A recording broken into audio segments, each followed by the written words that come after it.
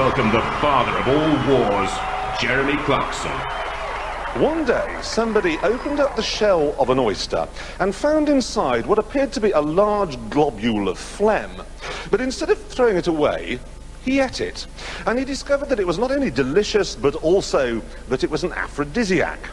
Well, I have the same amount of respect for the man who looked at his remote control car and said, I know, I'll armour plate that and use it to bash into other armour-plated remote control cars. It may not have resulted in an urgent need to have sex, but he had invented robot wars. Now, those of you who've been with us from the start will know that we already have 4 robots in next week's grand final, and tonight 6 more are fighting it out for a chance to take them on. Let's meet them.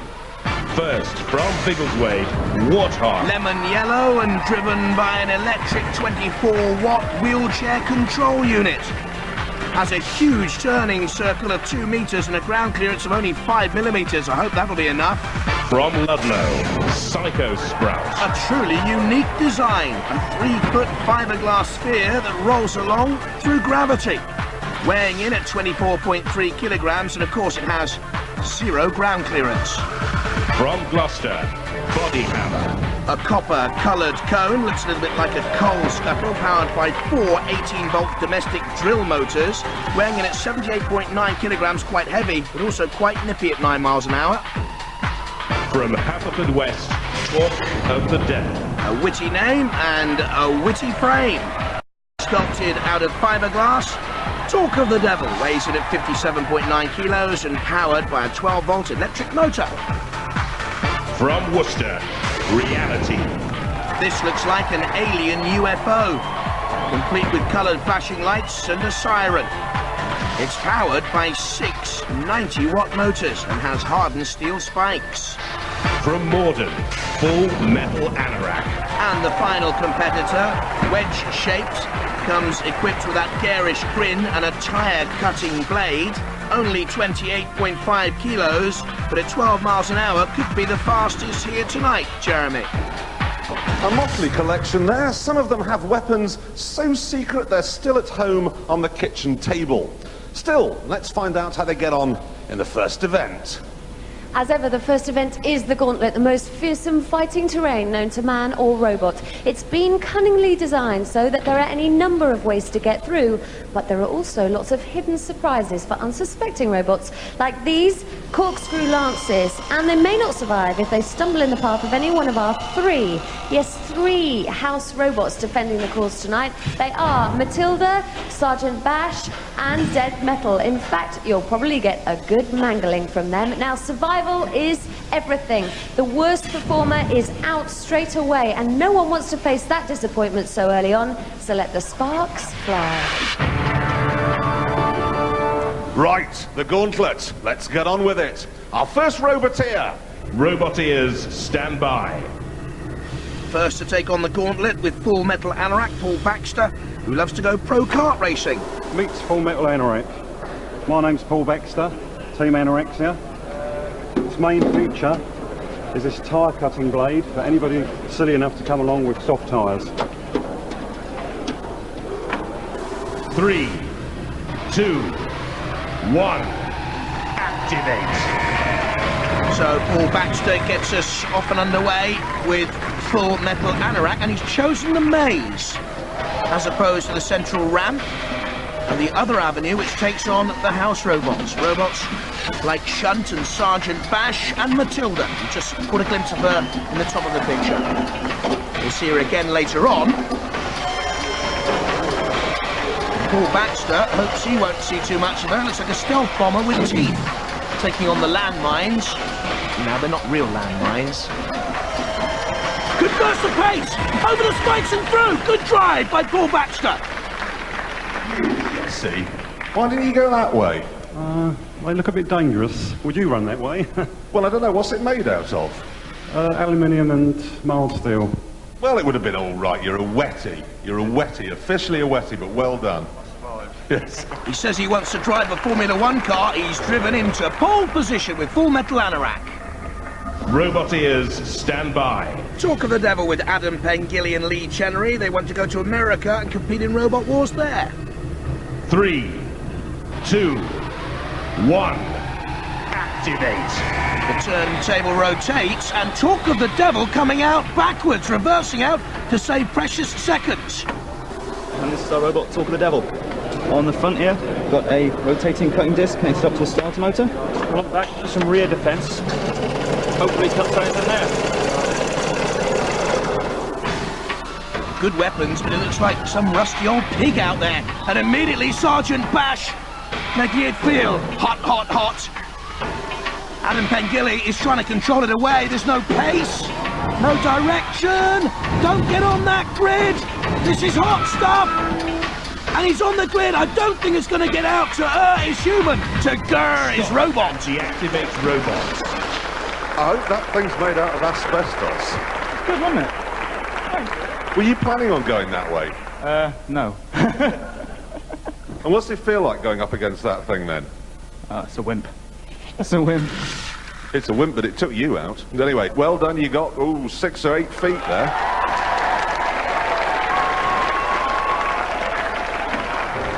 Talk of the devil, 4.92 metres, and I think that'll be beaten. Robot ears, stand by. Body hammer with driver Robin Herrick, Andrew Dayton Lovett and Steve Jones back in the pits, the Cold Fusion team.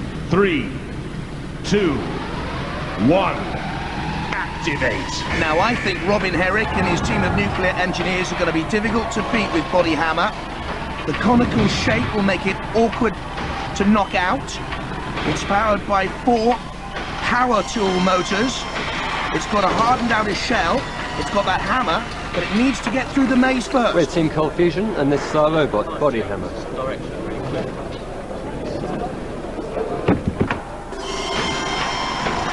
Can it get past the drills? It's being very, very careful with this. Nowhere near its top speed of 9 miles an hour. Through the 2 grids. Up come the spikes. Avoiding them with a quick turn. Can he get off that grid? I don't think he's stuck. That's good driving. And Body Hammer through. I can hardly believe it. Neither can I. It's a bit of touch and go at the end there. Well, that was impressive. That was very, very impressive. Well done. Body Hammer completing the course in 2nd place behind Full Metal Anorak. Robot ears, stand by. Team Warthog made up by 2 brothers and a friend, the Brown Boys, and Tom Anthony back in the pits. 3, 2, 1. Activate. Oliver Brown driving, Nick Brown his brother, looking on. They're slow to get out at the turntable. Oh dear, and that's immediately stuck on that fence and dented. This is Warthog. It's a middleweight robot, designed for speed and agility, and it uses its bodywork as its weaponry. But Oliver, I don't think speed of Concorde's going to help you here. Stop and deactivate robots. So how many months' work was that? I don't want to talk to you. I reckon about 2 months to go 2 yards. No comment. You don't look desperately happy. It's because I'm not. Right. Well, on that note, we'll get back to the game. And I was wrong. Talk of the Devil's performance is good enough. Warthog are worried. What's your policy going to be for this first round? To keep out of trouble. We're just defensive. There is no other robot like this one, is there? Good luck, guys. I wish you all the best. How can you be defensive with a giant Brussels sprout? Robot ears, stand by. The Psycho Sprout father and son team. Dad Chris Marston letting 16-year-old Toby drive. 3, 2, 1. Activate. Won't you roll away the stone? Here it comes. It's out. The sphere controlled by a team that calls itself the Boy Sprouts. Now, a rolling stone gathers no moss. A rolling sprout gathers a Sergeant Bash. Impaled, and I wonder how on earth it's going to get out of that. Meet Psycho Sprite. Inside Psycho Sprite is a proprietary chassis with some of the components upgraded. The idea is that as this runs inside the chassis, the truck actually climbs up the inside of the wall, and as the centre of gravity is far over to one side, the whole sprite actually rolls along. That's telling us, young Toby, one of his hobbies is to grow carnivorous plants. He's certainly going to have to eat up some ground here to get away from Sergeant Bash. And that circular saw and the flamethrower and the spike. And I think Sergeant Bash is helping him along here, and I think he's helped him far enough. Stop and deactivate robot. Well now, Toby, that was, basically you tried to reinvent the wheel. So I'm not so sure it was such a bad idea in the first place. Yes, well, won't be trying that design again anyway. Thanks very much.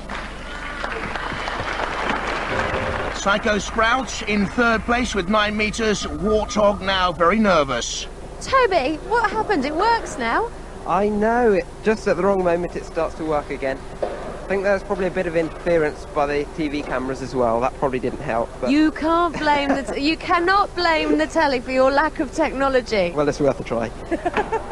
Now, you're all scientists, guys, but can science help you against the house robots? Most definitely. Science and design will always overcome brute power and ignorance. So prove it. Which route are you going to take in the gauntlet?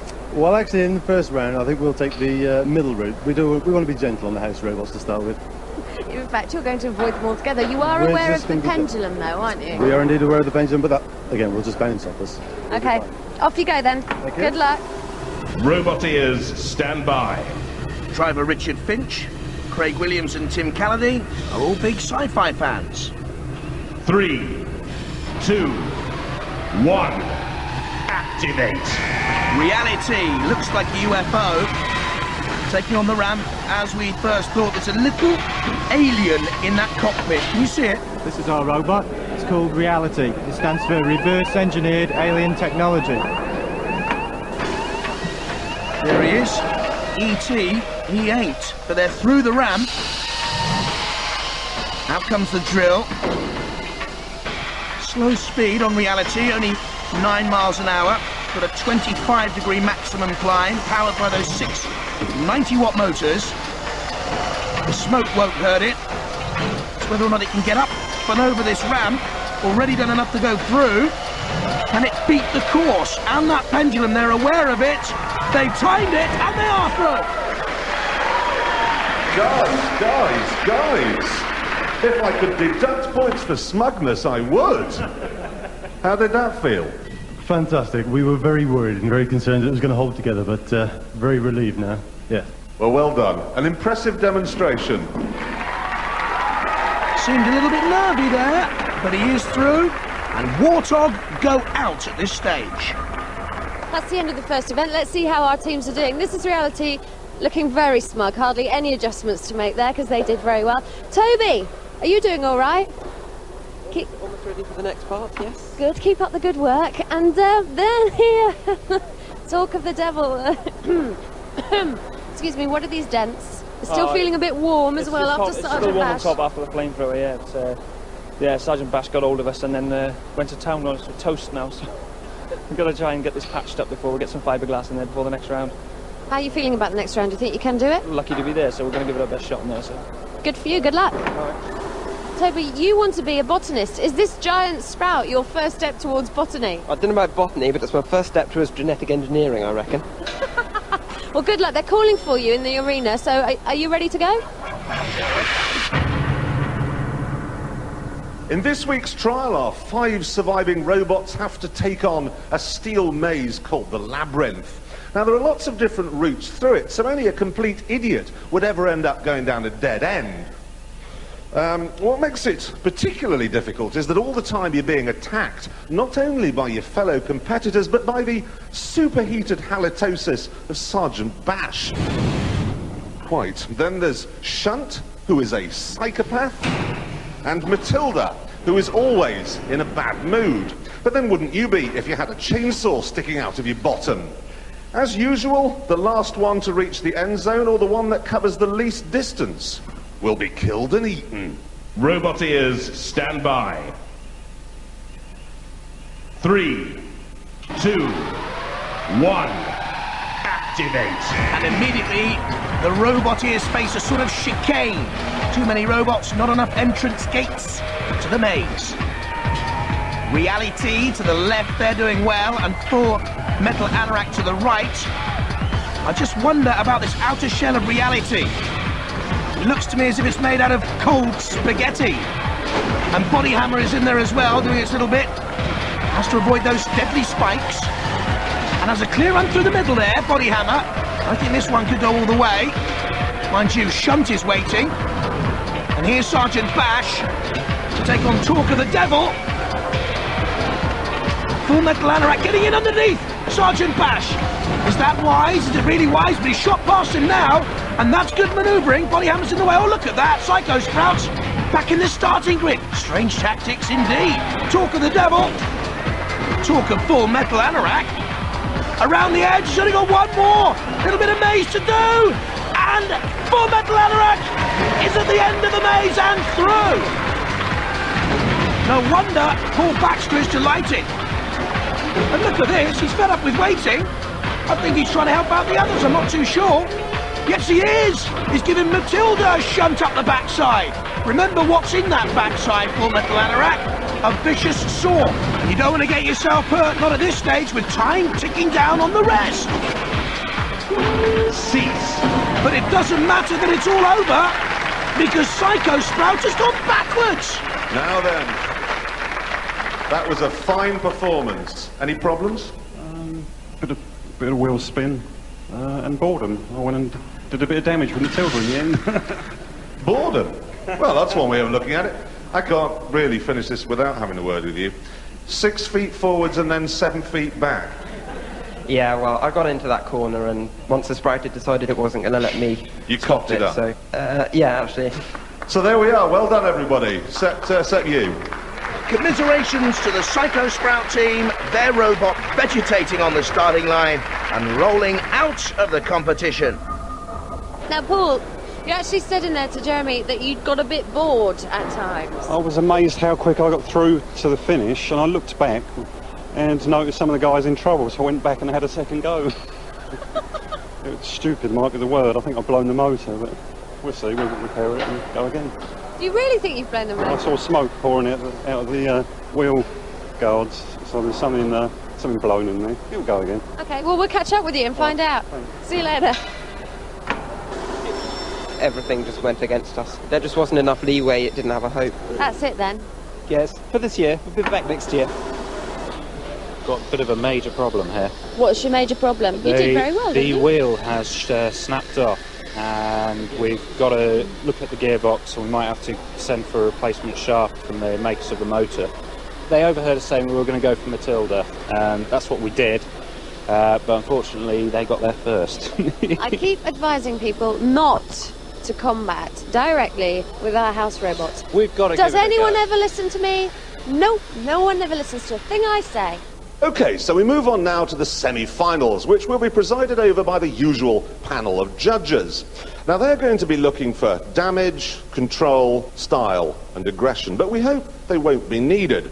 We hope that the Roboteers will get out there and smash their opponents into pieces so small that they'll actually be classified as dust. I have some important news for you. I want to tell you who you're up against. Go on. Who've we got? Who would you hate? Anybody as big as we are. Who would you like? Anybody very small with no armour. Okay, you got Talk of the Devil. That'll do. Have you seen this here? Got the plaster on there, so. We've patched him up there, so I mean. How do you feel about Body Hammer? Well, I'd rather one of the other smaller ones, right? But they're all as good as each other, and if we're going to go out, we'd rather go up to one of the better robots. Good luck. Don't dismantle it again. Body Hammer, where's your hammer? Well, we had a small problem. Yeah. What did you change it for then? Weapons pod is an hour disruptor instead. Okay. I hope it works. Well, they've been my tips throughout, but I wonder if that'll make a difference for this semi-final. Roboteers, stand by. 3, 2, 1, activate. Well, even though it lacks weaponry, Body Hammer will still be the quicker. Talk of the Devil, driven by Adam Pengilly, slow off the mark and difficult to manoeuvre. And if there is no damage done, the judges will look for control and style. For that, of course, damage and aggression, very, very valuable. And the plaster protection already punctured. And there's the power of those 4 motors. within that copper-coloured body hammer coating. And Talk of the Devil is now open to the mercy or the devilry of dead metal with those awful pincers, and I think they realise they're in major trouble. Body hammer seems to be doing a victory jig. Look at that, they pulled it out of trouble and put it back in the arena. You're not supposed to do that, house robots. Talk of the Devil, one last stab at it. In goes body hammer again, crushing blow. Talk of the Devil looks like a pig, now a stuck pig. Immobile and body hammer doing the damage and closing in for the kill. Cease.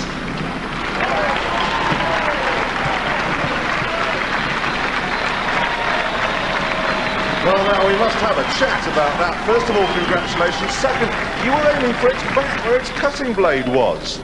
I was aiming for the side. I need a bit more practice. You do not need more practice. That was a masterful display, and then I loved taking on dead metal there. That was brave call.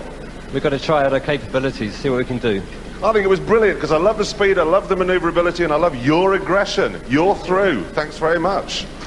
Yes, indeed. Let's take one final look at body hammer, giving Talk of the Devil a very heavy body blow. Guys, you barely sustained a scratch on your beautiful finish. Little bit of a bend. Here and there. Played it safe, played it cool. Well done. It's a stunning fight. Are you going to put the hammer back in for the final? Oh, we haven't made our mind up yet. Probably. You better hurry up. Haven't got long. You sustained some damage. Still in one piece, this is a testament to the... Look at the side of this. That was dead metal. Yeah. That did that. Was it a bit of duff engineering? No. No. Never. I don't do duff engineering. Robot ears, stand by. 3, 2, 1, activate. Now, right at the start of the programme, Paul Baxter, driver of Full Metal Anorak there at the top of your picture, said watch out for his blade at the front of his stealth bomber. Reali-T team, concentrated. Wonder how long that UFO framework will hold out, though. Just checking each other out at the moment, and in comes the sergeant. And that bodywork did resist the circular saw. Looks okay to me. And then, there are the spikes. I'd say at this moment in time, Reali-T just pleasing the judges more than Full Metal Anorak. Their decision is final, not mine. If it goes the distance. Certainly that blade, not operational at the moment for Paul Baxter with Full Metal Anorak. He can't manoeuvre himself into position to have a go at Reali-T, who would be on top for me because of their control, style and aggression. No real damage caused. Oh, just missed out on the grid there. Now, is Paul Baxter using excessive evasion, trying to dodge Reali-T, coming in with the spikes? Is he running away too much? In other words, because the judges don't like it, is he a little yellow-bellied Full Metal Anorak? In he goes, though. Oh, but he's gone the wrong way, he's on the grid, and that'll be it. Reali-T will be through, because he won't get off there. Cease. It's victory for Richard Finch, Craig Williams and Tim Calladine, and Paul Baxter is out, and he knows it. For a very long time there, I thought it was going to be stalemate. It was. He was running away quite rapidly, but we managed to skewer him a few times and just wear him down. It was fantastic. Well, congratulations. You're through to the next round with the noisiest machine of the lot. That sounds almost like a demented mechanised cricket to me. Hey. Hey. They had a superior design, I'm afraid, and just wore me down. That's the way life is. It was close, though.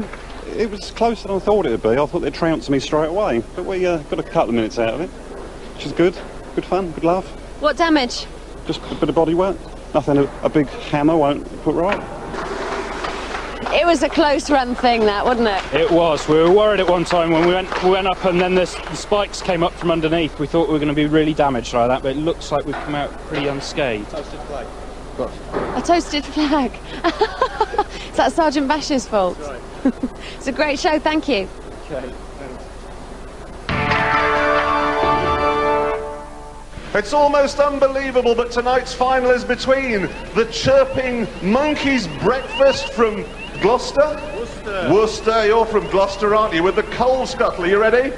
Yep, that's right. You ready? We're ready. Go on then, get in your booths and let's have some fighting.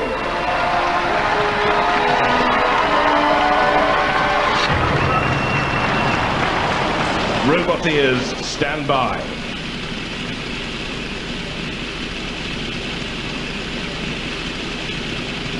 Three, two, one, activate. So, which will become our 5th robot through to the grand final by winning here now? The boys from Body Hammer or the Reali-T team? Body Hammer, again, quick off the mark, speedy on the turn, away from the house robots. Reali-T tries a stab with the prongs. Matilda in on Body Hammer.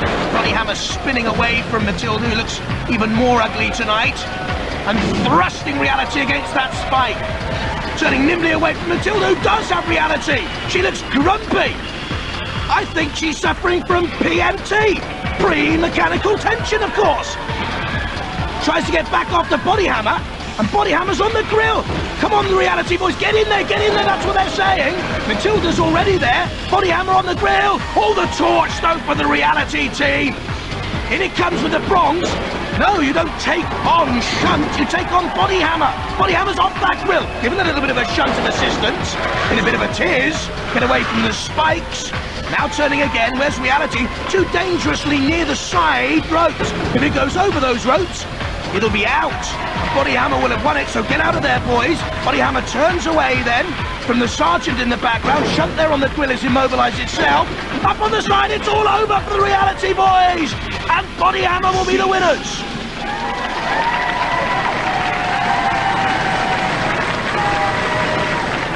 Tonight's winner is Body Hammer. Come on up, guys, come on up, you're through.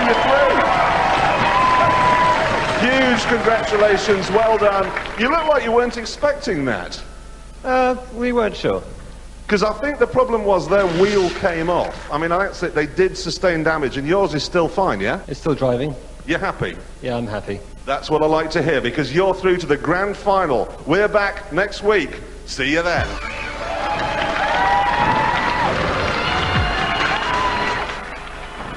More robot wars are waged in just a second.